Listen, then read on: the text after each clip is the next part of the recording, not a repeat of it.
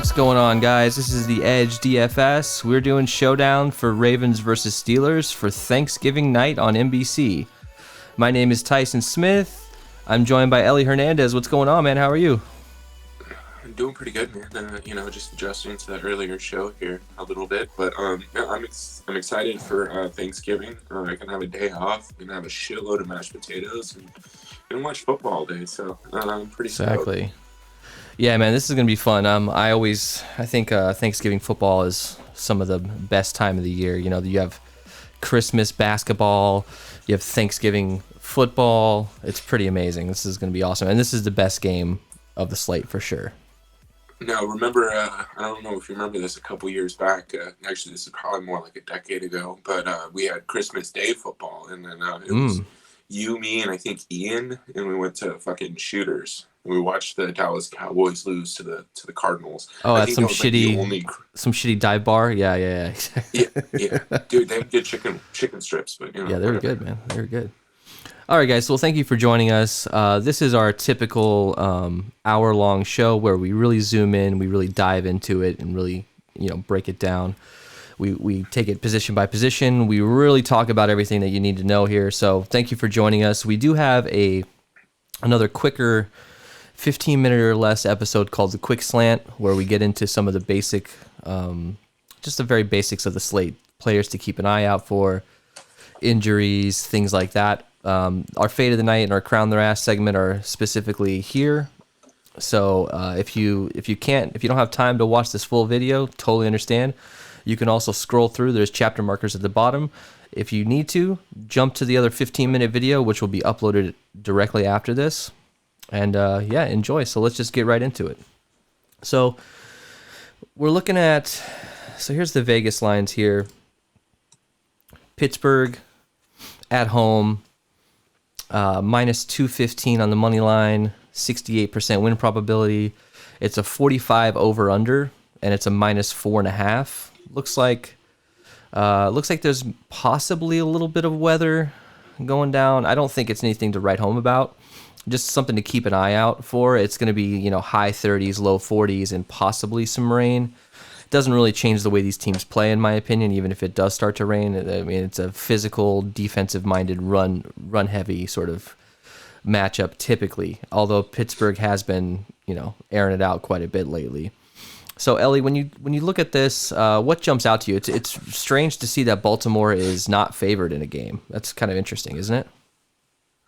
Yeah, it's definitely interesting. I'm kind of concerned about how Vegas is leaning towards this. I understand Pittsburgh's 10-0, but I get that it's only a 4.5 point spread. But these are good teams, and I understand Baltimore just lost to Derrick Henry and the Titans in overtime, but James Conner is not Derrick Henry. Yeah, I don't even think this wide receiver core really. I don't know. The Titans, they have some decent wide receivers, but maybe not the same depth that the Steelers do. I'm interested here. I mean, it seems like we're going to be showing a lot of ownership towards the Pittsburgh side, but yeah, don't sleep on Baltimore. They have you got your thing ready. They have Marlon Humphreys, defensive back out of Alabama. Son of a bitch. Yeah. And I mean, he's one of the best defenders in the game. I think he has like 17 forced fumbles this year and 36 recoveries. I mean, he's out there and he's making a difference. So this secondary isn't anything to scoff at, and or gawk at. Goff? Yeah, you got Goff on the line. Goff. Yeah, I guess, you're not going to Goff at this defense, that's for sure, not after last night. So, just real quick, I did call the score right. I didn't get Tom Brady right. Yeah, 27-24. Tom Brady did not go for 303 touchdowns. But Jared Goff definitely hit my over. It said 275 and 2, so. Yeah. But, yeah, I digress. This is, it's going to be a fun game. It's going to be an exciting game. And I think it's going to be hard-nosed and a little bit more close fought than what the win percentages show. So for sure. I think there's going to be plenty of ways to get different, especially the way that COVID-19 is really opening up the slate. Yeah, exactly. When it comes to that total, it's a 45 total. Now, that was the original line. That was last night. I plugged that in. It could have changed slightly today. but I think it's probably going to stick around that. 45 total, do you think that's too low in a game like this, where the Steelers are just absolutely crushing it and Baltimore's not really doing too well? I honestly don't know. I'm not the great at handicapping games like this. Yeah, it just seems low. I mean, 45 this year is extreme. That's like the Jets sort of a total. Now I know they're giving a lot of credit to the defenses here because both of these defenses are great. So, and potentially the fact that Lamar Jackson just hasn't been feeling it lately. I'm assuming that's what it is. But 45 seems low to me. I it's not snowing. It's not. This isn't the Ice Bowl game. This is just a normal Thanksgiving game. So I'm not really sure what's going on with that, but something to keep an eye on. If I'm assuming it's going to move up slightly. That's just my bet. All right, let's get into the injuries here. Let's take a look at some stuff. So obviously we have J.K. Dobbins out, COVID list. Mark Ingram out, COVID list. That leaves Gus Edwards as the main guy here. And then on the other side, you have Juju Smith-Schuster, who's questionable with the toe. And it looks like Vance McDonald could come off the COVID list. So this is pretty interesting here. Let's actually hear some audio from Harbaugh about this whole situation. We're calling this the horse's mouth segment. Just want to know from the horse's mouth, what is the dealio? So here's Harbaugh. Listen, do you know if all the contact tracing has been completed, or do you know if any other players might get identified that might need to self-quarantine because of this? It's all been done. It's all completed. There's no other players. So thanks, Harbaugh. We appreciate that. I think, to that point. Basically, I don't think we have anybody else to worry about, basically, is what he's saying. So, there's always news that can come out. Someone can't test positive. But when you have an outbreak, they had one last week. And they're having one again this week, which is a little bit more major because they're running backs. But just keep an eye on things and be prepared to pivot if you hear any news. But I don't think they expect, there's nobody sort of on hold with COVID or anything like that. So you can just kind of push that aside for now. So let's talk about Pittsburgh's injuries here from Mike Tomlin. The guys. Well, hold on. Before we go ahead. Didn't mean to cut you off. Before we hop back over into Baltimore, we usually don't call out defensive injuries, but I think it's important to notice. Looks like Brandon Williams is back for the Ravens, so keep an eye on that. He's one of their best run stuffers. And Calais Campbell, he is likely still going to be out. And then Jimmy Smith is another one who's interesting. He's the second or third corner. That gives the secondary a lot of depth. And then Matthew Judon, right? If he's in, this defense is completely different. Nice. So they have some big pieces on the Ravens defense that really can impact the total. So just something to keep in mind. Pay attention to the injury news. It can upgrade or downgrade James Conner accordingly. So that's all I have on that. I'm pretty sure that he mentioned. I'm almost positive that Harbaugh mentioned Brandon Williams after that clip that I cut off. He sort of backtracked slightly. It's like a minute and a half long take, so I wasn't going to play the whole thing. But he said that I'm pretty sure he brought up Brandon Williams is a potential. They're still waiting to hear something on him as far as COVID goes. But it was sort of a secondary mention. He didn't really think it was a big deal. So just keep an eye on that. So with Pittsburgh, let's go ahead and hear from Mike Tomlin here. The guys who went down in game and were able to come back or were in position to come back, whether or not we chose to bring them back or not, or Joe Hayden and Juju Smith-Schuster, we'll let their availability during the course of the week be our guide in terms of their game availability. We don't have a lot of physical work ahead of us this week. Wednesday is a significant day, and so Wednesday's a significant day for guys that fall into that category in terms of the bumps and bruises associated with play. We had a number of guys who missed the game with pre-existing injury, guys like Trey Edmonds and guys like Jalen Samuels. I don't know their status as I sit here today. I'm sure we'll provide some clarity for you guys tomorrow as we get into our work week, if you will. So you got Juju there. They did mention Trey Edmonds and Jalen Samuels. I don't think it's really worth mentioning, but those are two backup running backs. I think they're like third and fourth string at this point. Although in the past they've been getting, last year I know they got some reps and they potentially even started a few games. I know these names were chalk. So they're $200, just something to keep an eye on because these are the kind of plays that really can get you an edge. If randomly, a third string running back gets a couple screen passes, you at $200, you could be living large. Benny Snell, he had a touchdown on Sunday. Well, completely vultured James Conner. Well, here we go. Let's listen. This is really interesting to me. So within the first 4 minutes of this press conference, he dropped Benny Snell's name. So just listen to this. But the extension of drives, the maintaining the possession of the ball on 1 yard runs, 1.5 yard runs are significant. We had a goal line run for a touchdown. Benny Snell was significant in the two things I just mentioned, short yardage and goal line. I like his contributions. In the special teams game, So you got the head coach within the first 3 or 4 minutes of their press conference dropping Benny Snell's name. That's significant to me. That's something that, it's a very nuanced thing that you typically wouldn't notice. But, take what you want from that. But with Benny Snell at $1,600, there's a chance he can get some more opportunity. I mean, they're putting the game plan in, and maybe it was just on his mind, that aggressive run, them having success in the short run game. Maybe Benny Snell. That's the guy that they're going to go to on the goal line potentially. So just keep an eye on that. Anything else to add to this, Ellie? No, man, I think that pretty much covers it. I wouldn't get too caught up on the Pittsburgh side of the ball when it comes to injuries unless you start to see a key player there. I fully anticipate Juju to play.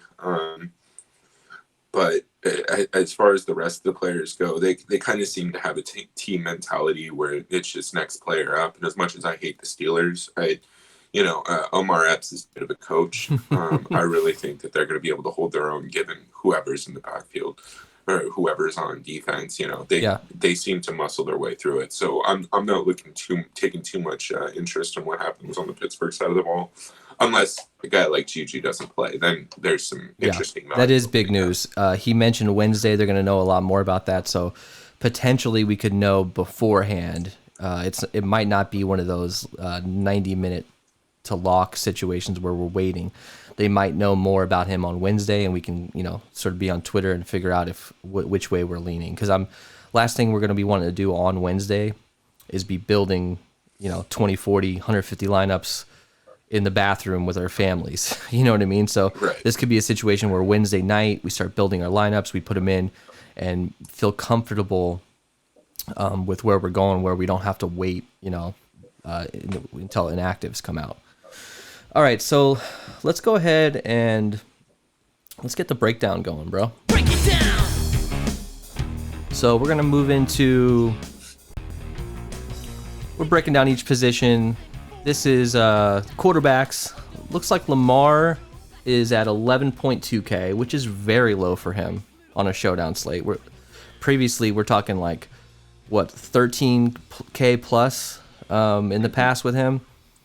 So he's priced pretty well. I think they did a really good job pricing him down because he just hasn't been playing well. He hasn't been passing the ball well, and recency bias is really going to come into play here. I think typically speaking, Lamar Jackson is going to be 95% owned on showdown slates. Doesn't matter who they're playing. Now, I don't necessarily know if that's going to go down this way. I think he's going to be high owned, obviously, no doubt. But I think it's going to be maybe 10% lower than typical. And you got Ben Roethlisberger at 11,000 straight up. So how do you feel about these quarterbacks in a game in a 45 total, where potentially you might see a lot of running the ball? You might not see as much opened up offense as we typically see. And I mean, in fact, I could be wrong about that. The Steelers could come out and throw the ball. They could have one running back sets and 4 wide receivers quite a bit. What are your thoughts on Lamar versus Ben? Can we get both of them in our lineups? Should we fade one? Should we pull a Tom Brady and fade his ass? Like, what do you think?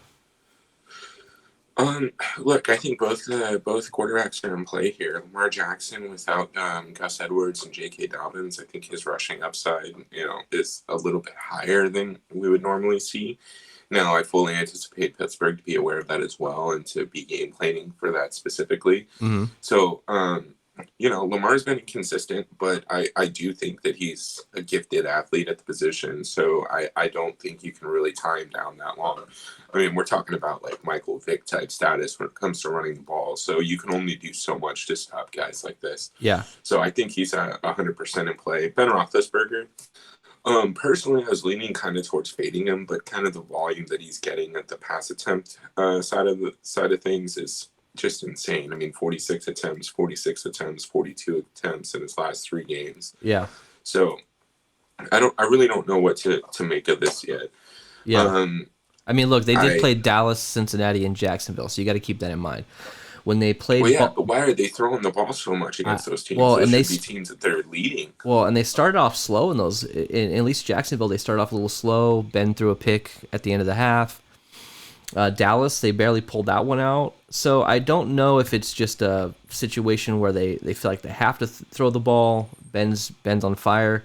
But if you look at Baltimore, the last time they played Baltimore, they won 28-24 in Week 8. Ben only threw the ball 32 times. He had 182 yards passing and two touchdowns, no interceptions. So he had a pretty efficient game. He got sacked twice, but nothing really to write home about. And it's 15 fantasy points.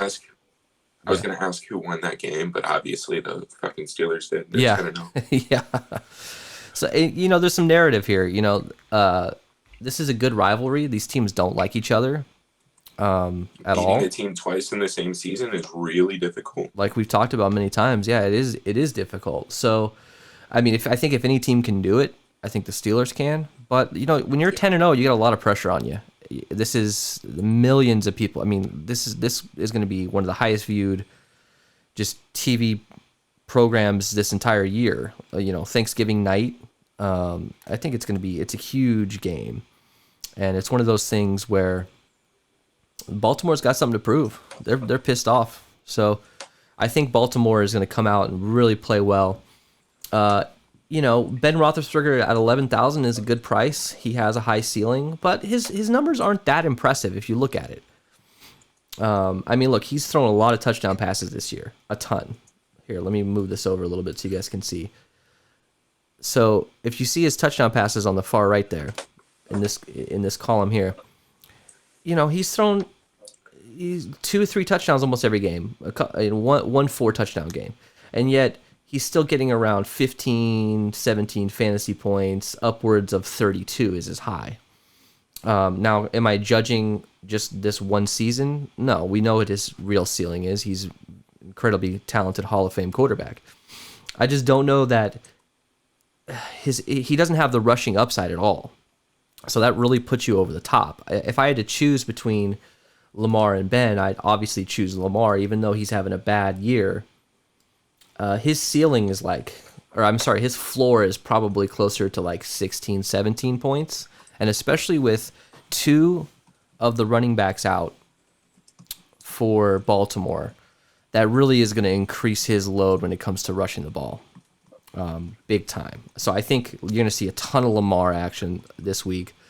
You're going to see a lot of design runs for him. They're just going to pound the ball with him. I mean, look, Harbaugh is not going to try to make this guy throw the ball 30 times. It hasn't really worked out well when he has. If you look at last week versus Tennessee, he had 29 attempts. They lost. Now, that was a close game. Derrick Henry absolutely destroyed him there. But then you look at New England, which was I can't believe they lost. I can't believe Baltimore lost that game, by the way. But if you look at New England, they had 34 pass attempts. They lost that game. If you go earlier in the year, he was feeling a little bit earlier in the year. So 37 pass attempts is his high this season, and they won that game against Cincinnati. No surprise there. Anyways, my point is they're going to run the ball quite a bit in this game with him, considering they don't have Mark Ingram. They don't have J.K. Dobbins. And the interesting thing, too, is it was trending towards J.K. Dobbins big time. He got like 67% of the running back snaps last week. So it's one of those things where I like I like Gus Edwards. Sorry, I blanked on his name for a second. I like Gus Edwards a lot. I just think that he's going to be cannibalized in the goal line. And I think that in most cases, Lamar Jackson is going to get most of the carries. What are your thoughts on running the ball for Lamar in this game? I think he's going to get plenty of volume. I mean, what are we looking at his last couple of weeks? I mean, it looks like he's been sitting around 10 plus attempts for the past couple of games. So I fully anticipate him to be around the 15 attempt mark, or even higher tomorrow. Yeah. Here's my biggest gripe with John Harbaugh on this offense. It has been consistently shown time and time again that teams cannot deal with the Ravens running attack, but they consistently go down in third and short situations or red zone situations, and they stop running the ball. So the only thing I'm concerned about is them just completely abandoning the run when they shouldn't be. Yeah. The way that you keep a good defense from overperforming is run the ball well. Mm-hmm. The way you keep an offense from performing is you run the ball well, which is 100% of what John Harbaugh wants to do, as long as he sticks to the game script. If that happens, I mean, I can see Lamar Jackson having easily 100 yards and 2 touchdowns. But, it's that commitment to the run that I'm concerned about the most. But I really do think that we're going to see a significant volume increase. And by significant, I'm talking about, 4 or 5 more carries on 10 or 11 that we're used to seeing. Yeah. So that's a good 40% increase, right? Yeah. So those additional carries against, the Steelers defense, it's going to be interesting. So I like Lamar Jackson a lot, and I think, again, I just think his price tag is not matching his upside. So that's why I'm going to be taking some flyers on him to be completely honest. Absolutely. So let's actually, before we transition into the running backs for Baltimore, let's actually hear John Harbaugh get real detailed about his running game. I guess obviously that puts a focus on Gus Edwards, and considering the success that he had, not at the end of last year in the regular season against Pittsburgh, that's certainly in the way that he has played this year.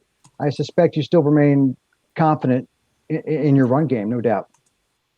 Oh, of course, absolutely. The run game is always a group effort.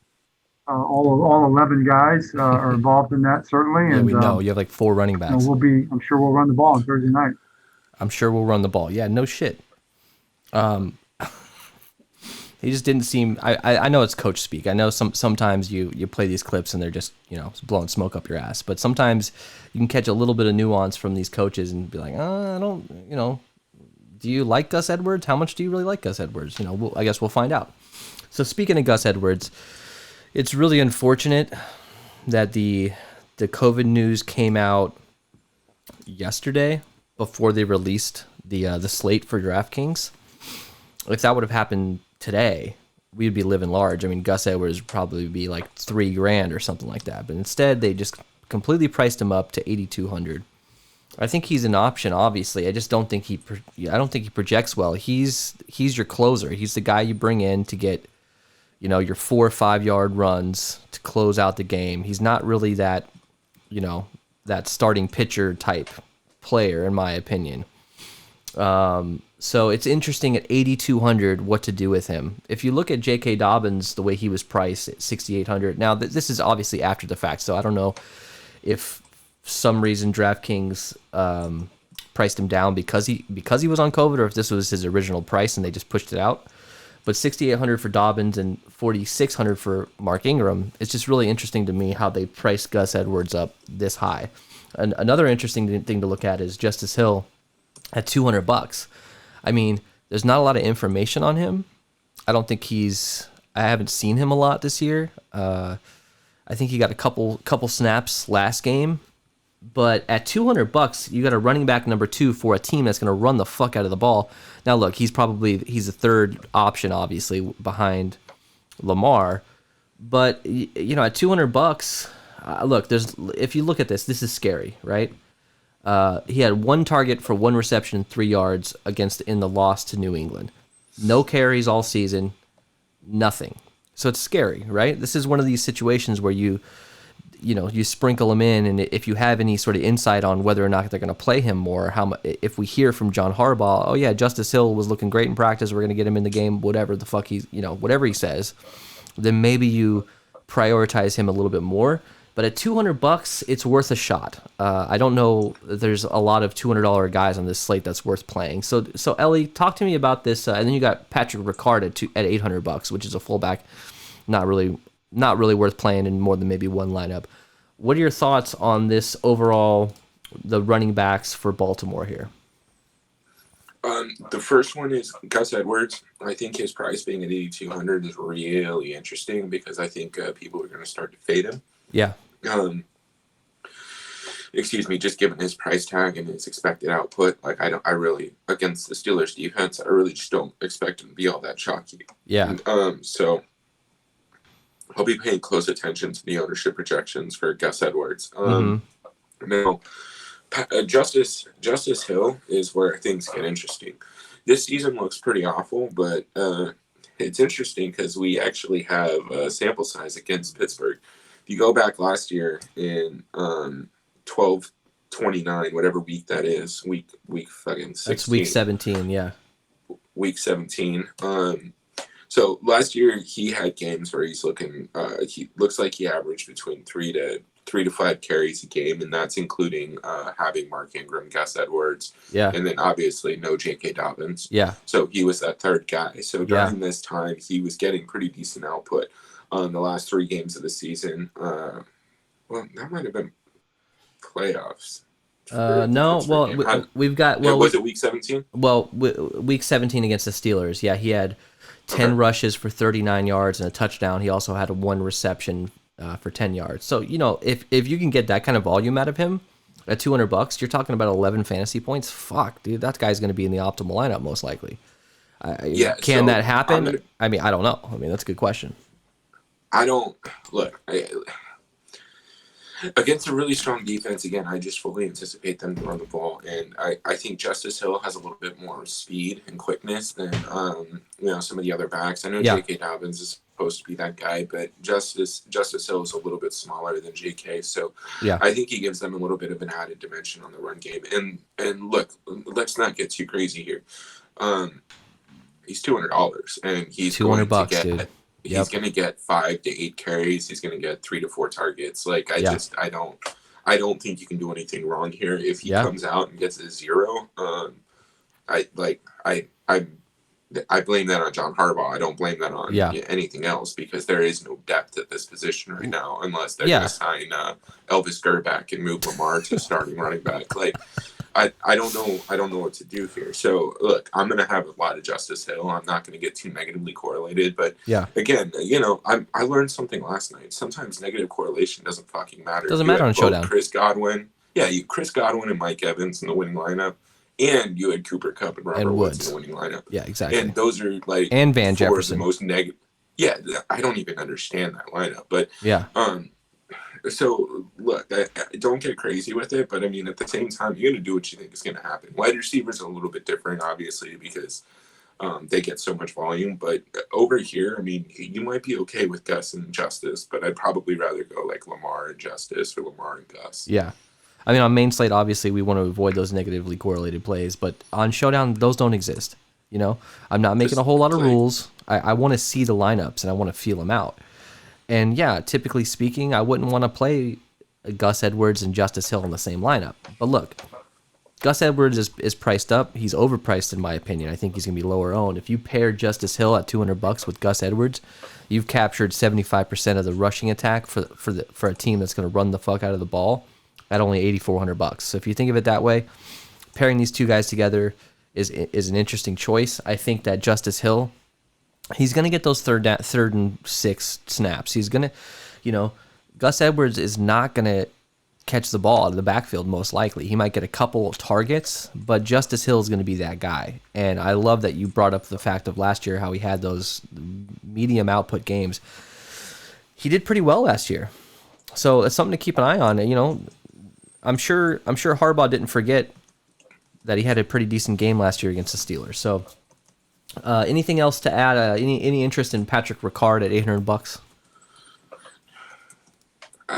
Personally, no, because I'm probably going to be doing 20 max. But if you're running 150, I can see why he winning a goal line carry or two. He could get involved in the pass game, maybe 2 or 3 targets. So I don't think he's a terrible dart throw on 150, but not on a 20. Yeah, agreed. All right, so let's move over to the Steelers here. This is really interesting. So we've got James Conner. He's at 9K. He might be the chalkiest position player, potentially. I mean, the receivers are going to be chalky for sure, but I think he's going to be much higher owned than Gus Edwards. You got Benny Snell at $1,600. This is another great freaking play, man. Benny Snell, $1,600.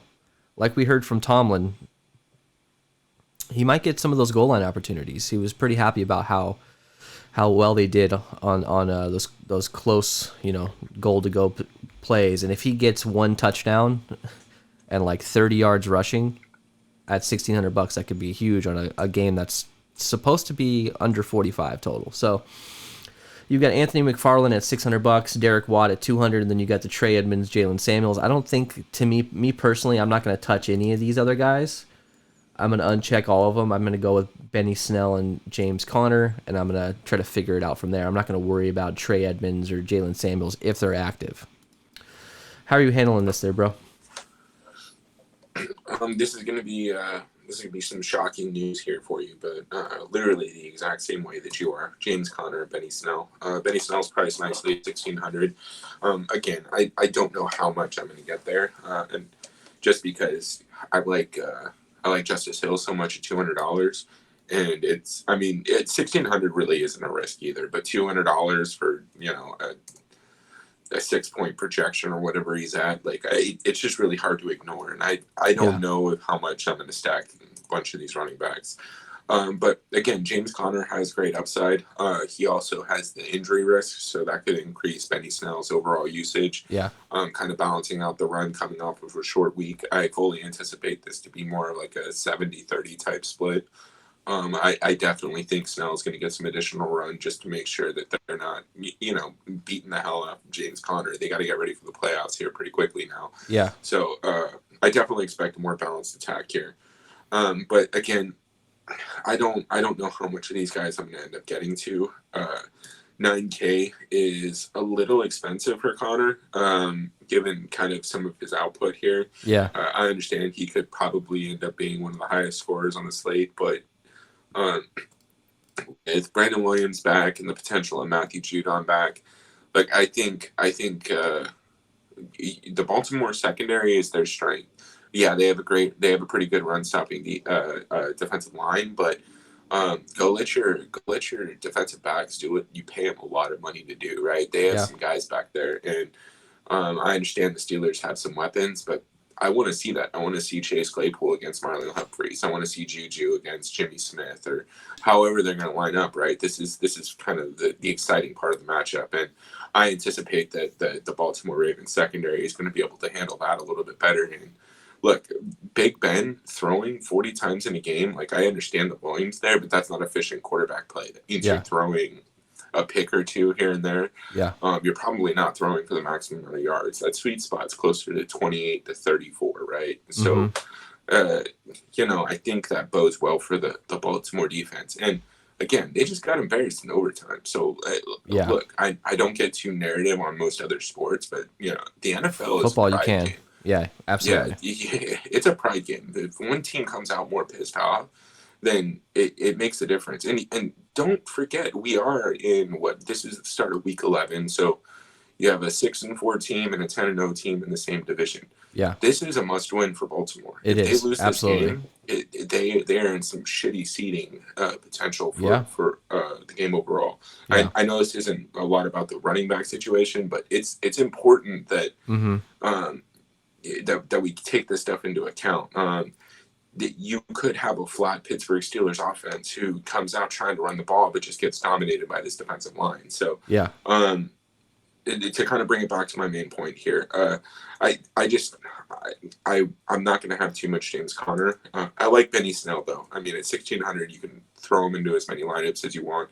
And look, him and the $200 dude, right? These guys are like free squares almost, right? Yeah. You may be able to kind of ignore any correlation or negative correlation that you see just because, 8 points at $200 or 10 points Yeah. at 1,600 takes care of itself. I don't know if you can get both of them in one lineup because you need the raw points. But consider getting one of these guys in almost every one of your lineups, potentially with some kickers or something like that thrown in there.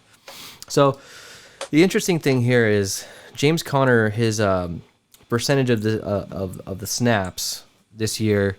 So if you go back to week 7, he was at 80% against Tennessee. You move on to week 8 against Baltimore. The last time they played, he had 93% of the snaps. Dallas, the next week, 50%. Cincinnati, 65%. Jacksonville, 48%. So, and Benny Snell was trending up for all those. So Benny Snell hit a max of 25% last week. So I don't know what is going on. It's pretty random if you look at his snap counts throughout the season, James Conner. It's scary to try to get a guy that might be, he might not get as much volume as we think he's going to get in this game. And at 9,000, I would rather go with some of these wide receivers in this game for Pittsburgh, in my opinion. It just all depends on ownership. If he comes in sub 50%, typically speaking, I would assume that he would be, probably 40 to 50%. But if he comes in less than that, I might have to consider getting a couple more lineups than I would want to with both running backs. Yeah, how are you handling Conner and your exposures? Are you just going to let it happen, or are you going to try to force him out of some builds? No, I mean, look, it's entirely dependent upon the ownership expectations and where he's going to land in. If he's around 35% to 40% mark, I'll probably come in even with the build. Yeah. And the way that I build is I lock in the captain that I want and then some of the flex players, and then I kind of just let the optimizer do its thing from there so that I can have very specific builds. It's almost like hand building, just with a wider range of outcomes. Yeah, so exactly. I can go through and individually choose the lineups that I like James Conner in. That way I'm not getting too crazy with negative correlation. Yeah. And you can build all these rules into your optimizers, obviously, but I think that restricts you. Like last night, right? You're not going to get a lineup with all those wide receivers if you're just letting the opto spit it out. So build how you want. Don't put the rules in necessarily, and kind of just lock in the players that you expect, and then go from there. Just find lineups that you like. So that's what I'm going to be doing tomorrow. I don't think I'm going to specifically get to him unless he's under 40%. Yeah, I agree for sure. All right, let's move on to Pittsburgh's wide receivers. This is really interesting. There's a lot of options out there, but they're high-priced options. It's going to be hard to decipher this, in my opinion. If you could figure this out, you're going to win. You're going to win first place. This is where the mystery lies here. Deontay Johnson has been absolutely crushing it lately. He's at $10,000. I mean, that's just... Well, look at his targets. I mean, yeah, it's been absolutely crazy. I think that was just Sunday alone. Yeah. It's been absolutely crazy. Don't get me wrong. I think he's morphing into, Big Ben's favorite target as of now. But look, we're talking about 2 or 3 games here. We're not talking about, multiple seasons or an entire year. We're talking about a few games. And at 10K, I think recency bias is playing into his price. Do I think that he's a great play? Absolutely. But he's $10,000. You're going to have to make a decision here. I'd rather go with Chase Claypool at 96. I know he's got the volume. I know he's got the ceiling. You also have Juju Smith-Schuster at 7,600, which I love. If he plays, that's a great price for him. In fact, getting some captain with him at that price is really, it's enticing for sure. When it comes to the rest of these guys, you got Ray McLeod at $200. You got James Washington. I don't think I'm going to get to much of any of these guys. James Washington is a dart throw, maybe one lineup sort of a guy, because I think he's going to be less than 10% owned in the flex. So what are your thoughts on Johnson versus Claypool versus Schuster? Do we have to get more than one? I feel like we have to get more than one of these guys in your lineup if you can. Like try to pair Claypool with Schuster or Schuster with Deontay Johnson. And throw Big Ben into that stack as well. How are you handling this? Because this is going to be kind of difficult to deal with. Yeah, man. I think you need to have a minimum of one of these 3 in every lineup. Yeah. Unless you're building like a run game defense type build. I don't know if you need to get too crazy on having stacks of 2 or 3 just because it's such a low total. I mean, there's only so many points that are going to be distributed. Yeah. And this is kind of how I'm going to approach it. Deontay Johnson, it's very important to look at his overall amount of targets, right? I know the reception number may not be as high as what we're expecting, but load for me. There we go. Last week, 16 targets, 11 targets, 10 targets, and then he goes down to 3, and then 15. So I think you're right on with him. I don't understand why he's the guy. I don't watch much Steelers, to be honest with you, but it looks like he's the guy. He's got the speed to make a difference, and I think he's kind of being opened up by the threat of Juju Smith-Schuster and Chase Claypool on the outside as well, right? Yeah. I mean, it's difficult to cover this many wide receivers. So I think Deontay Johnson's a great play. He is a little expensive at $10K, so I think his initial ownership projection is what's going to be most important for me. I fully anticipate Juju to be pretty chalky given his pricing. Yeah. And he's a name. But yeah, and to be honest, it might be Chase Claypool because he's in the middle of both those guys. Yeah. And I think everyone's going to say, oh, Juju's probably going to be chalk. So it's really easy for everyone to kind of start reaching up to Claypool now to balance that out. Yeah. So I think all 3 guys are in play. If I'm going to go stacks, I like Juju and Chase because they're low price, similarly projected. And again, Juju can go off at any point. He's too fast. Chase Claypool is a beast. I will expect some mean regression here at some point. I know we talk about recency bias and we don't want to get too crazy into what's happened in previous weeks, but scoring a touchdown in every week is kind of ridiculous. So I don't know if that's going to necessarily happen. And honestly, I think he might see Marlon Humphrey. He might have to deal with the Alabama guy. So that'll be interesting. You son of a bitch. That'll open up Juju and Deontay a little bit more. But again, all 3 of these guys are going to be in my player pool. I won't have any of the other randos. Yeah. But I'm going to try and get as much as I can. I'm going to do my best to kind of balance out my exposure. I don't want to be over exposed to one particular wide receiver in this group. And I think we're going to have the flexibility to do that because I plan on getting a decent amount of Justice Hill or even Benny Snell, right? So there's going to be some flexibility to get to these guys. Look, Deontay can absolutely break the slate. There's no doubt about that. It's just a pricing thing to me. And if you look at the last 4 weeks, the amount of targets, Deontay Johnson has 40, and Chase Claypool has 40 as well. And Juju Smith-Schuster had 33.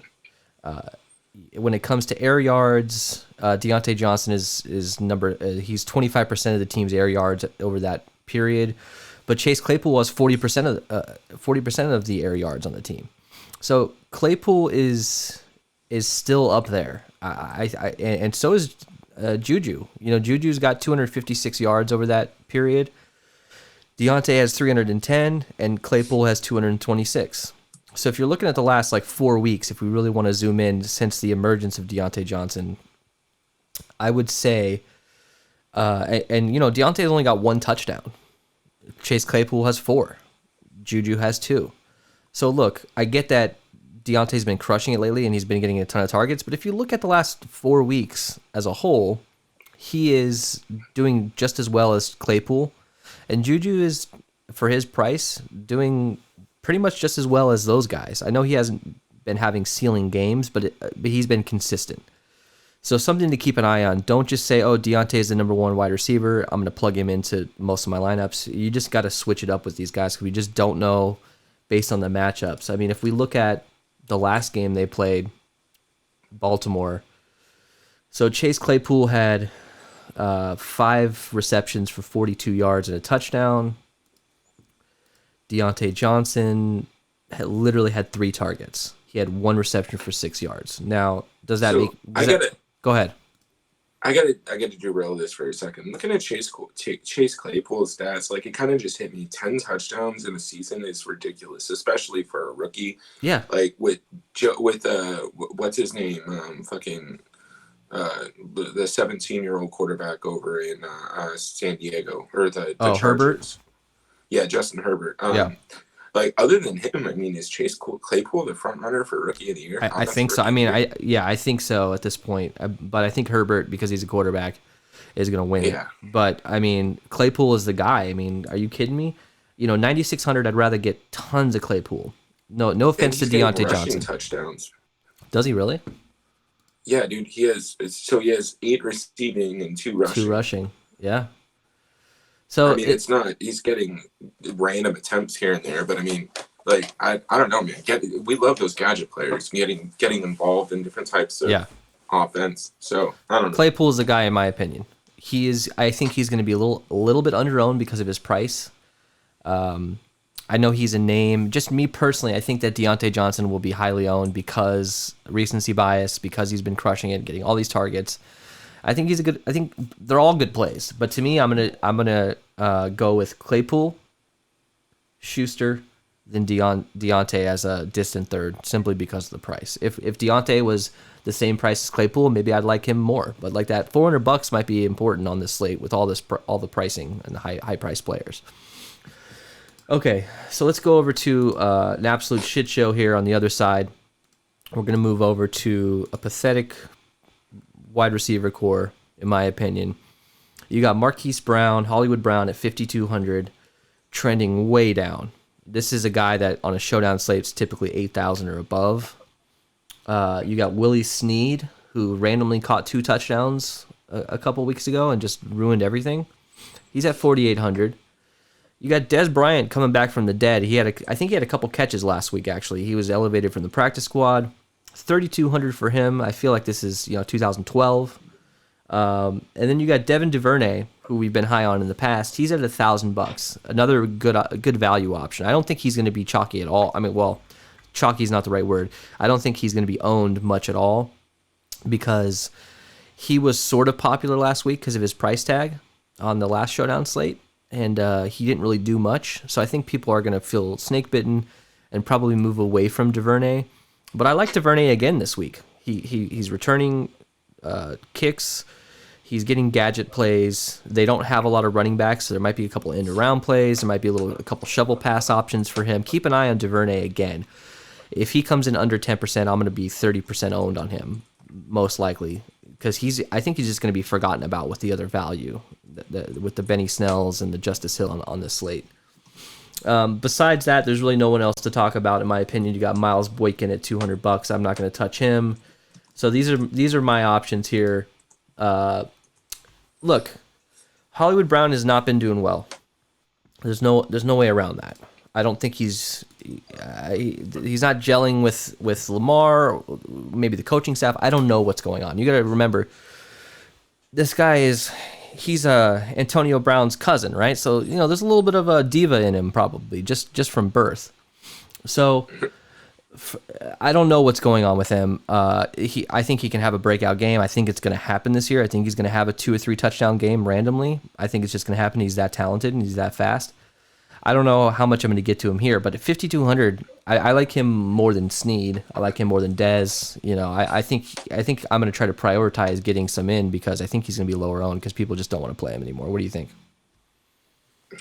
Yeah, I mean, look, so we remember Draftkings released these pricings before, or this is still after the Mark Ingram and J.K. Dobbins news. So they didn't move his price tag. So I still don't think that they anticipated him to really get involved in the offense. But again, at 5,200, that's like peak Marquise Brown stealing. Bro, he was 10K. Price. He was 10K against the Patriots showdown slate. Yeah.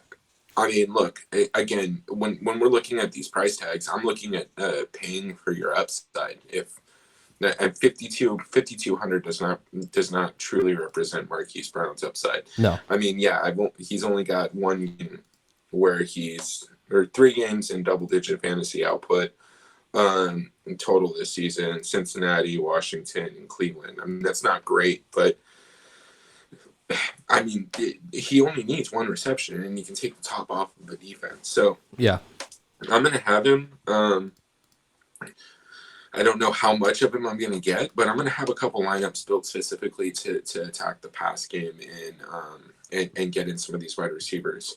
Willie Snead, I think he's an okay dart throw in a couple lineups. Who knows if he's going to have 7 targets, 7 receptions, and 3 touchdowns, or no targets whatsoever. Des Bryant, personally don't really have that much interest in him. And hot take alert, right? I will be paying attention to exposures and ownership projections because if he comes in low, right, he's worth been it. On the Cowboys, right? He's used to these Thanksgiving Day games and you're playing right. every Thanksgiving. So you're right he about that. may be one of the few experienced players on this team that's ready to go. Yeah. And look, he was just elevated from the practice squad. He has a revival of his career. He's very grateful. If you follow him on Twitter, he's just happy to be out there. This guy really is hungry. Yeah. I think he, there's narrative alert here, obviously. But like you said, with football, you can kind of focus on some of these narratives. He had 5 targets, dude. I mean, he had 5 targets on Sunday. That's nothing to just disregard. Yeah, I only understand he only had 28 yards, but I mean, 5 targets for a guy who just got elevated from the practice squad who hasn't played since 1993. I mean, that's pretty significant, dude. Yeah, exactly. I like him. If people aren't on him, I think it's worth taking a couple dart throws on. I mean, he's essentially a tight end playing wide receiver. So that gives Lamar Jackson a little bit of a safety blanket. He's a possession guy. He's really going to run those 5 to 7 yard quick routes and give Lamar that check down option. And I think that's what he's going to need in a defense like this. So I think he's in play. And then, I don't disagree with you at all on the DuVernay call. I mean, $1,000 again. Who knows where the ball's going to go? It's a dart throw. Get a couple of these guys in there. It's a dart throw. Look, the chances that he goes off is very low. But at $1,000, he has upside. And with all this rushing information coming out as far as Dobbins and Ingram, they're going to do a lot. Like, these coaches nowadays can run these gadget plays with no problem. They're just going to build it into their game plan and a couple end around, couple screen passes, couple shovel passes to DuVernay. It's going to happen, in my opinion. So just keep an eye on that. Focus on that. Marquise Brown has been getting, pretty much over the last 4 weeks, been getting 87% of the snaps. So he's out, which is a lot more than the rest of the wide receivers. He's out on the field most of the time. So keep that in mind. When it comes to showdown, opportunity is king. If he's out there and he's actually getting playtime, he has opportunity. In my opinion, that's pretty important. I'd rather go with him over Snead any day because he has that upside for sure. And I think he's going to come in low owned. I could be wrong. If the field is smart, they would they'd play him a little bit more. But I think he's going to be a little bit under owned just because of recency bias. All right, let's move over to the tight ends for Baltimore. You got Mark Andrews, who's always a good play. He had a touchdown last week. He's very consistent.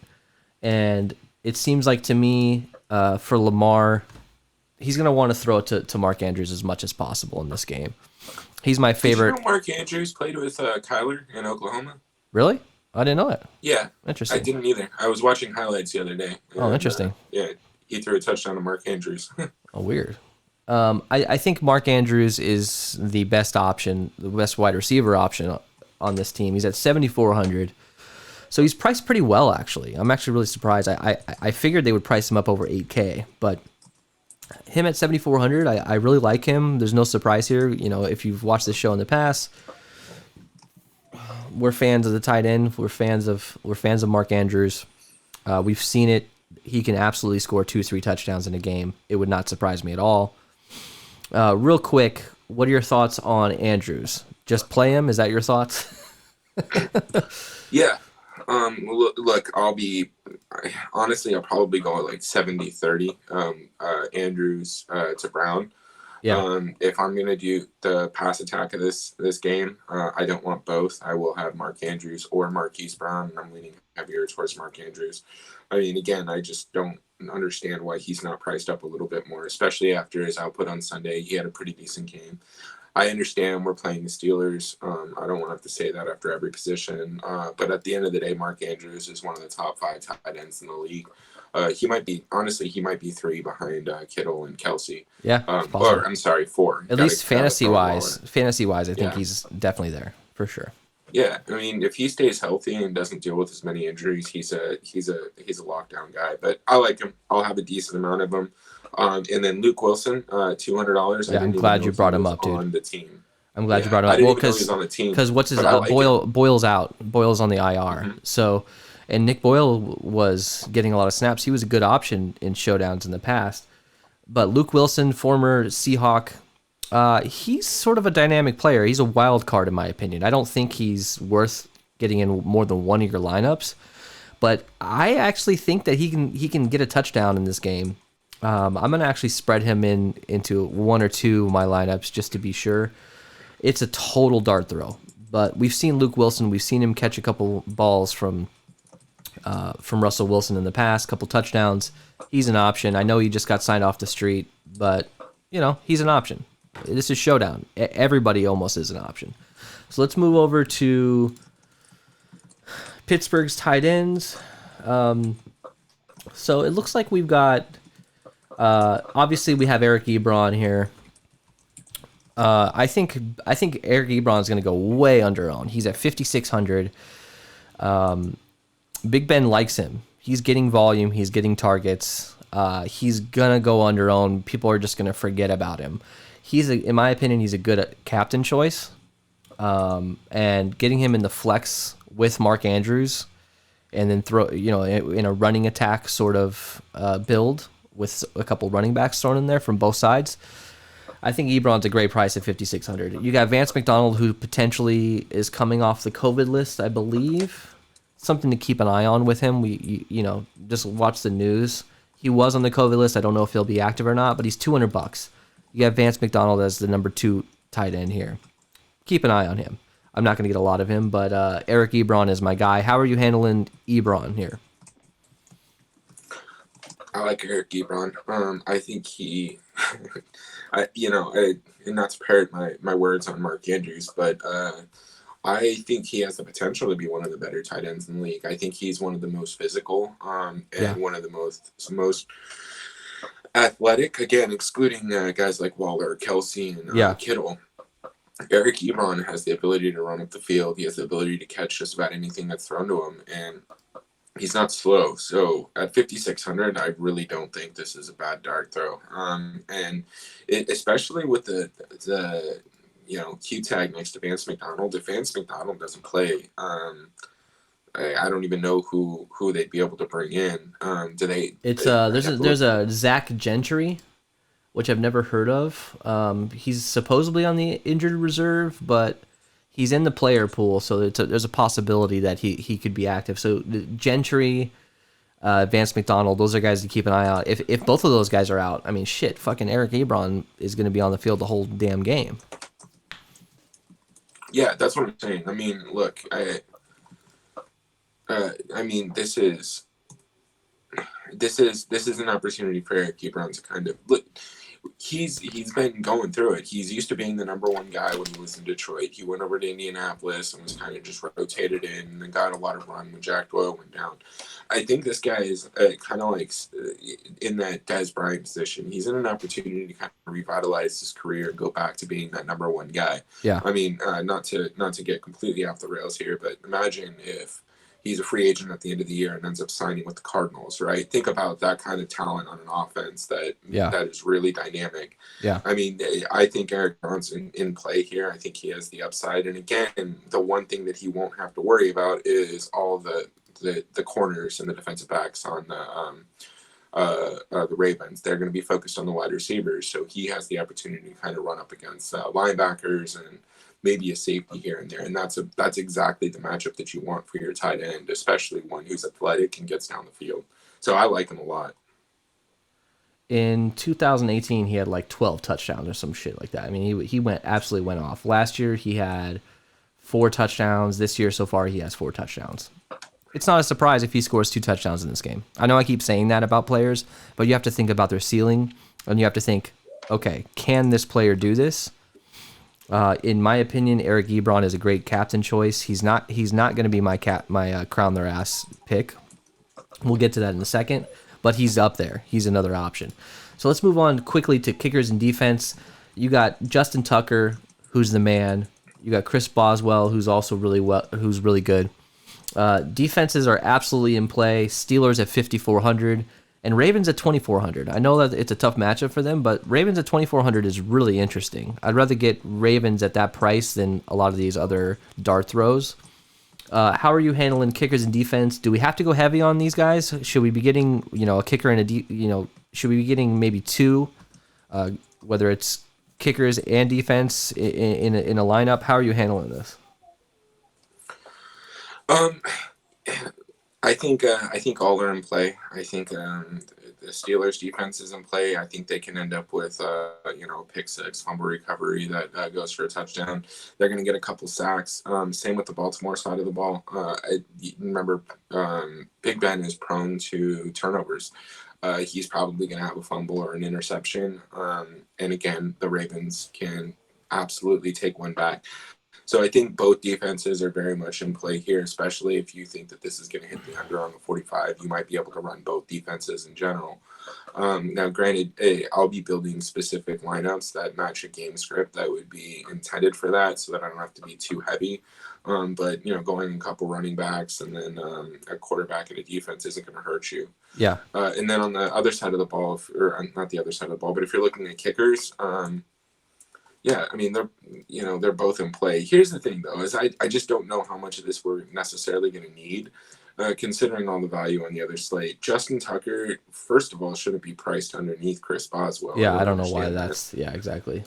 Justin Tucker can pay off his price tag at 1.5 kick from 63 yards. Yeah. So, look, he's in play. But again, look, there's just so much value that I expect, again, just like we talk about in every show, the median projection from these kickers and the floor is a little bit more safe. So the optimizers are going to love them. Yeah, they're going to be over-owned mostly. You're going to get kind of a base performance and a base ownership of 20 to 25%, especially with these two guys. Interesting last night was Matt Gay at like 14%, and he had a good night overall. But yeah. I just don't know how much of these guys I'm going to get simply because there's so much value elsewhere. And I like Justice Hill. I mean, even if he gets one goal line carry for a touchdown and has 7 points at $200, that's still more than I expect Justin Tucker or Chris Boswell to have. And it gives me a little bit more flexibility at the position. But all four are in play, kickers and defenses. I'll just have lineups specifically built to match what I'm expecting there. Both of these defenses are very dynamic. They can make big plays, fumble recoveries, interceptions, touchdowns. You have pretty dynamic special teams as well. You got the DuVernay, and Ravens stack if you want to get real ballsy. I really like these defenses, in my opinion. I'm going to try to sprinkle them in a lot more than I typically would. And look, Justin Tucker can absolutely kick the shit out of the ball. He can get you multiple 50-plus yarders in this game. Depends on the game script. It's always hard to play kickers, like I say. I just don't know. They don't really have a choice in their opportunity. It's sort of random, if you ask me. When a kicker has a really big game, it's just random. There's, in my opinion, no way to really project it. So keep an eye on that. I'd rather go defenses over a kicker in this game, but Justin Tucker is always an option. So, all right, Ellie, let's move on to our fade here. What's your name? Tony! Fuck you, Tony! All right, fuck you, Tony. We're going fade of the night. Ellie, Chase Claypool, talk to me. Look, I'm going to preface this whole speech with Chase Claypool is my placeholder. I just fully anticipate he's going to be incredibly chalky given his pricing between Deontay Johnson and Juju. I think that people are going to be willing to pay up a little bit more and go to him, especially given the value that's on the slate. And I don't think that people are going to pay up for Deontay Johnson. Not to steal any thunder from you, but I mean, if I end up being incorrect and ownership is leaning towards Deontay Johnson, I'm fine with playing Claypool and shifting over to your guy. Yeah. But at the end of the day, I think one of these wide receivers is going to be the chalkiest player on the slate, and I think you might get a lot of leverage just by fading him. So that's kind of where my initial thoughts are. Chase Claypool being the placeholder. I mean, look, basically, it comes down to you're going to have to fade one of these Steelers wide receivers. It's just, unless you're spreading yourself out and getting an even amount of all of them, I don't think that that's necessarily a good way to play Showdown by being so spread out. I think you just got to take a stand. And if Deontay Johnson absolutely goes ham, I'll just open a couple more beers and eat some pumpkin pie and pass out on the couch. Like, it'll be okay. But to me, I'm not going to just spread myself out so much that I have just a lot of all of these guys. I'd rather just fade Deontay Johnson, go heavy on Claypool or Juju, and just take it from there. That's just the way I like to handle it. And at 10K, I think he's going to be over-owned. He's overpriced. There are better options, in my opinion. I could totally see him having a 4 reception for 27 yards sort of day, and if you have him in your lineup, those lineups are absolutely dead, for sure. All right, let's move over to our Crown Their Ass segment here. We're choosing our favorite captain for DraftKings, and take it away, Denny Green. Rest in peace. Now, if you want to crown them, then crown their ass. Ellie, take it away. Juju Smith-Schuster. Yeah, again, this is kind of a placeholder given news. I mean, obviously he needs to be active if I'm going to play him. Yeah.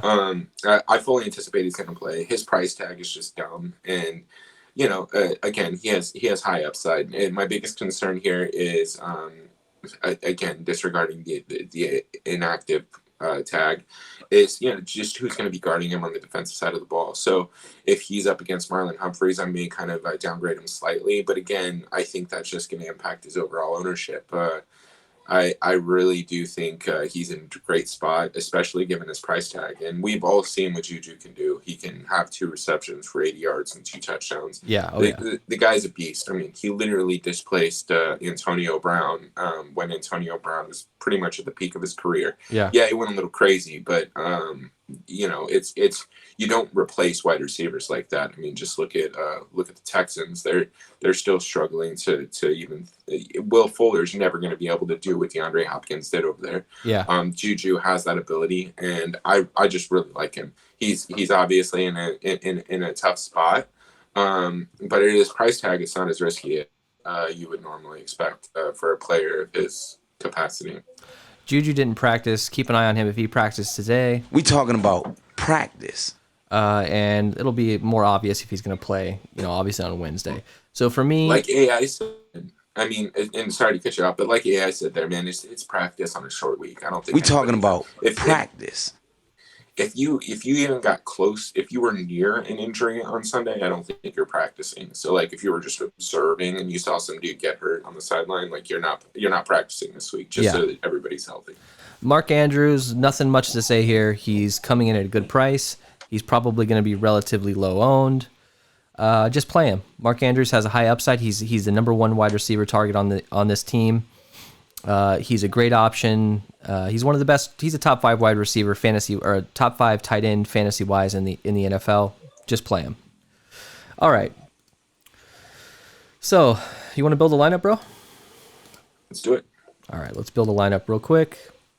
Thanks for sticking with us, guys. Who do you want to throw in at captain? Juju? Yeah, let's do it. All right, let's do Juju here. We got to get Lamar, right? Yeah. Absolutely got to get Lamar. Look, I want to go with Ben. Let's just see how this works. Let's see if this is even possible, how this build will actually end up. We've got Juju, Jackson, Ben. Where do we go from here? We got to go. Do you want to throw we got to throw Benny Snell, right?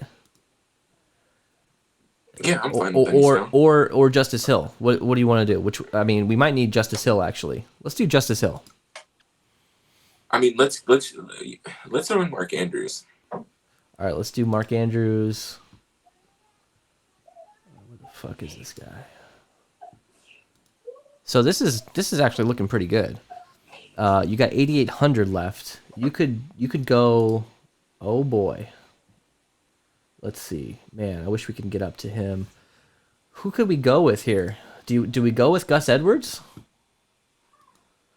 So actually, I have a better idea. You got all the rushing there. This is okay. We'll get to your idea too. This is a pretty cool build if you think about it. You're capturing Ben Roethlisberger, and let's say Juju goes off. Ben Roethlisberger passes to a couple wide receivers. You got all the running and any passing that's going to go down on Baltimore for sure. So who do you want to get in instead? So I got two options. The first is let's swap out, yeah, exactly, for Eric Ebron. Okay. And then bump Justice Hill to Benny Snell. Yeah, there you go.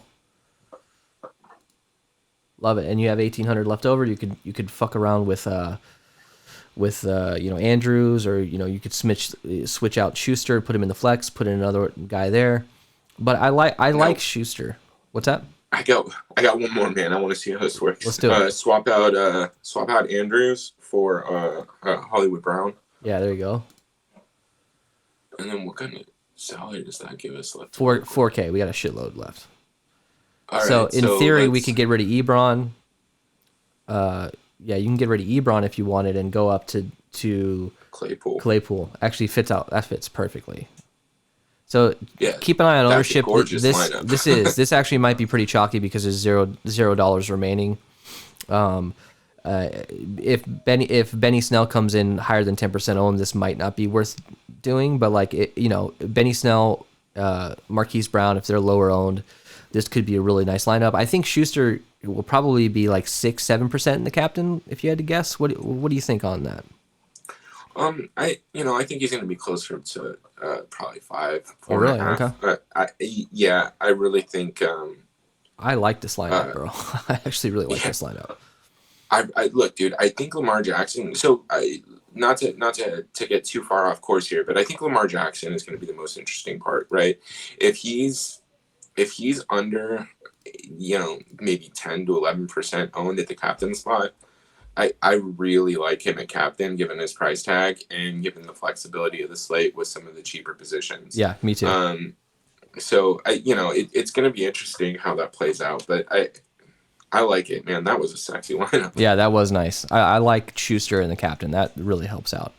All right, guys. So we're gonna send it out here, Ellie. Anything roster construction wise? And also, what is your prediction for this game for final score? Since you're on a roll, let's nail it again. What do you got? This game's gonna be 27-21, Baltimore. Yeah, I'm gonna go 24-20 Baltimore. I just feel like Baltimore can come back and win this game. They're a good team. They got a good head coach. They're gonna have a good game plan. When you're 10-0, there's a lot of pressure behind that. I think that's gonna add up. Baltimore has a lot of pressure on their backs too, but at the same time, I think they're a really good team. They've been in the playoffs. They can totally win this one. So thank you guys for joining us. We really appreciate it. We're having 2 other videos every game on Thanksgiving. We're going to have a video for, and then we're also going to have the corresponding quick slant 15-minute video as well. So keep an eye on us. Like this video, subscribe, hit the notification bell, and we're wishing you guys a happy Thanksgiving. Be safe out there. We really appreciate all the support, and we will see you later. Take it easy, guys. Appreciate it.